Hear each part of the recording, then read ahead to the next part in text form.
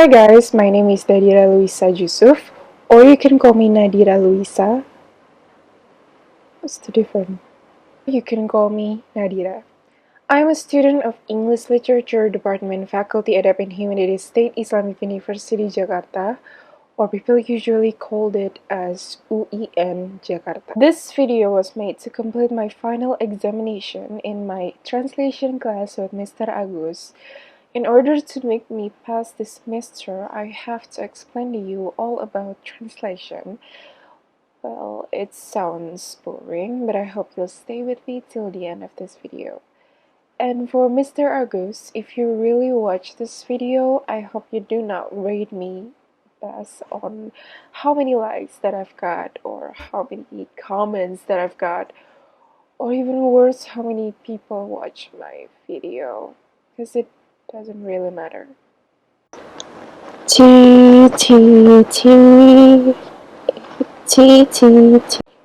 First of all, before I start, let me tell you the meaning of translation. So, according to Longman Dictionary, translation is categorized as noun, and it means when you translate something or something that has been translated. And another meaning is the process of changing something into different form. Oh man! Nowadays, people find it so easy to translate something because so many applications can provide the system of translating a word, such as, Google Translate. That's a really popular application, even I use that sometimes. But unfortunately, sometimes people just translate it without knowing any methods or strategy and the theory of the translation. Maybe some people do not think this is important, but if you understand all these methods or strategy, you can translate something more correctly or, of course, easier. Now, let me explain to you about translations methods. For the translation methods, I will use the Newmark terms of translation methods. Basically, he used 8 terms in his classification. They are word-for-word translation, literal translation, faithful, semantic, communicative, idiomatic, free, and adaptation that divided into 2 scopes: the methods closest to the source language and the method closest to the target language. So he put them in the form of flattened phi diagram as follows. First, the method closest to the source language, or SL. Number 1. Word-for-word translation. Language is translated word by word. Basically, this word-for-word translation system, we can find it in, Google Translate. The example is like when you translate something and then the word is translated just the way it was. Because it never changes the structure of the grammar. For example, is I play basketball. Aku bermain basket. Aku mau pergi jalan-jalan. Ketika ditranslate ke bahasa Inggris, jadi I want to go walk. I'm sorry. Second is literal translation. It means that the source language grammatical forms are converted to their nearest target language equivalent. However, the lexical words are translated out of context. Third is faithful translation. This method tries to reproduce the precise contextual meaning of the original within the constraint of the TL grammatical structure. TL means target language, right? It transfers cultural words and faithful follows the source language grammatical forms. Next is semantic translation. These methods concern the aesthetic value, that is the beautiful and natural sounds of the search language text. In addition, these methods compromises on appropriate meaning so that no assonance or repetition jars into translation. The second is the method closest to the target language. First, free translation. Free translation is the translation which is not bounded structure and manner. Second is adaptation. This method is freest form of translation. It is frequently used for play comedies or even poetry. And the third is idiomatic translation. Idiomatic translation reproduces the message of the search text but then to distort nuances of meaning by preferring colloquialisms and idioms. The last one is communicative translation. This method attempts to render the exact contextual meaning of the original in such a way that both content and language are readily acceptable and comprehensible to the readership.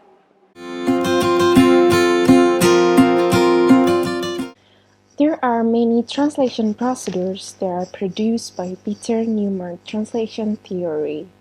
So the first one is transference.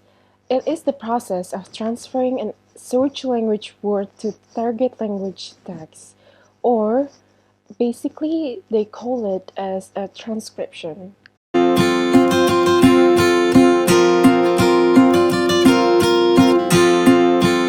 Second is naturalization.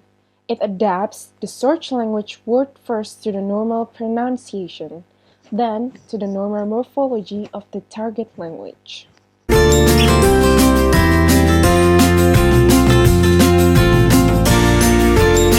The third one is cultural equivalent. It means replacing a cultural words in the search language with the target language one, however, they are not really accurate based on Peter Newmark.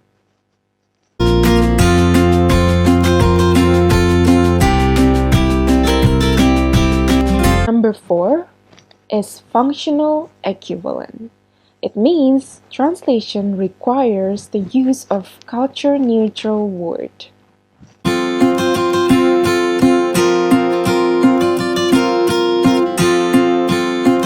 Number 5 is descriptive equivalent. In this procedure, the meaning of the CBT is explained in several words.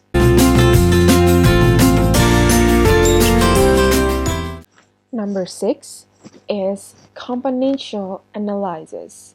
It means comparing a search language word with target language word, which has a similar meaning but is not an obvious one-to-one equivalent, by demonstrating first their common and their different sounds components.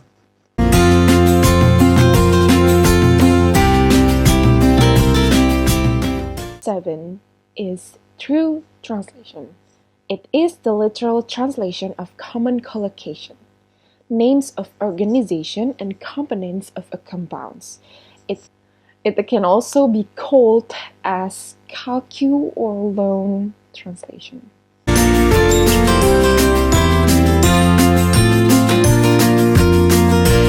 Number 8.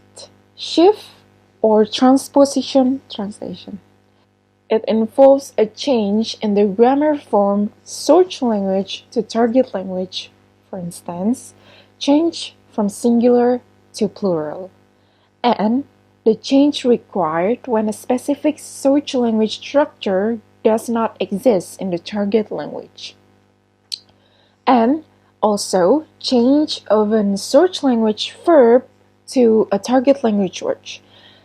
Change of a search language noun group to a target language noun, and so on. Number 9. Modulation. It occurs when the translation reproduces the message of the original text in the target language text in conformity with the current norms of the target language. Since the search language and the target language may appear dissimilar, dissimilar in terms of perspective. Number 10. Recognize translation. It occurs when the translator normally uses the official or the generally accepted translation of any institutional term. And number 11, compensation. It occurs when loss of meaning in one part of sentence is compensated in another part. Number 12, it's my very favorite kind of procedures, is paraphrase. In these procedures, the meaning of the CBT is explained. In here, the explanation is much more detailed than the descriptive equivalent. And the last one, notes. Notes are additional information in translation. So, Peter Newmark has defined the act of translation as transferring the meaning of a text from one language to another language and taking care mainly of the functional relevant meaning. Basically, in Peter Newmark's theory, there are two theories of translation that he was produced. The first one is theory of semantic, and the second is the theory communicative methods of translation. For Peter Newmark, if the theory of translation insists on discussing the topic of equivalence, it would be text-to-text equivalence, and not simply word to word. He distinguished types of text and types of word in the text. He classifies text in three categories. The first one is scientific technological, second, institutional cultural, and the last one is literary text. Peter Newmark also distinguishes different types of words. The first one is functional words, and the second is technical words. The number 3 is common words. Next is institutional words, and number 4 is lexical words, and the last one is concept words. Back then, I said to you that Peter Newmark has produced two theories of translation. The first one is semantic translation. Semantic translation is linguistic and encyclopedia, and it's generally the work of one translator. And the second is communicative translation. Communicative translation is strictly functional and usually the work of a team. So the difference between them is basically semantic is for one translation, but communicative is for two or more than one translation. More than one translator. Newmark, the main concern of translation theory is to determine the appropriate translation methods for the widest possible range of text or text categories and to provide a framework of principle for translating text and criticizing translation. So, I told you not to watch it, but you still watch it. But thank you for watching this till the end of the video. And I'm sorry if there are so many mistakes that I made in this video. So, goodbye from me.